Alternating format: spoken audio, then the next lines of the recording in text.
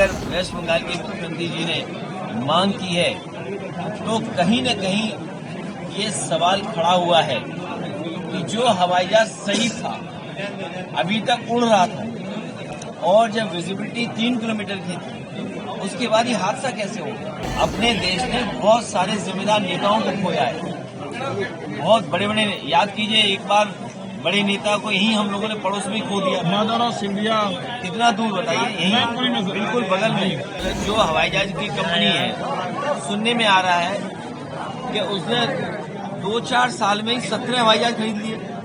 अभी तक तो हम बीजेपी के बारे में सुनते थे कि बीजेपी के ठेकेदार अगर सड़क बनाते हैं तो उसी दिन हवाई जहाज ले आते हैं। जो ममता बनर्जी जी ने जांच मांगी है, उसके बाद कई सीनियर लीडर्स ने जांच मांगी है। पहली बात तो ये है कि आपके देश में सुरक्षित हवाई जहाज हो, और जब विकसित भारत का सपना हम देख रहे हैं तो सब नए हवाई जहाज आए। कोई कानून ऐसा बने, नियम ऐसा बने कि वीआईपी कम से कम अच्छे जहाज में चले, या आम जनता को जो जहाज मिलते हैं वो पुराने जहाज मिले नहीं, और मेंटेन अच्छे हों, और मेंटेनेंस में कोई भी लापरवाही न हो। और अगर वेस्ट बंगाल के मुख्यमंत्री जी ने मांग की है तो कहीं न कहीं ये सवाल खड़ा हुआ है कि जो हवाई जहाज सही था, अभी तक उड़ रहा था और जब विजिबिलिटी 3 किलोमीटर की थी, उसके बाद ये हादसा कैसे हो गया। तो ये तो जांच का विषय है ही।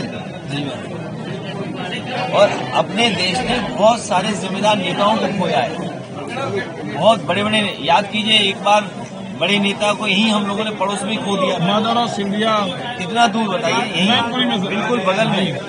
तो हवाई जहाज अच्छे हों, सुरक्षित हों, और जो कंपनियां हैं, मतलब जो हवाई जहाज की कंपनी है, सुनने में आ रहा है कि उसने 2-4 साल में ही 17 हवाई जहाज खरीद लिए। अभी तक तो हम बीजेपी के बारे में सुनते थे कि बीजेपी के ठेकेदार अगर सड़क बनाते हैं तो उसी दिन हवाई जहाज ले आते हैं। और अभी सुनने में आया है कि जो कंपनी है ये वाली, हवाई जहाज जाने कितने ले आई इतनी जल्दी इतने हवाई जहाज लाना, ये भी तो जांच का विषय है। फंडिंग है, किसकी है फंडिंग? बताओ, गुरसाहिबगंज के लोग जानते हैं फंडिंग किसकी है।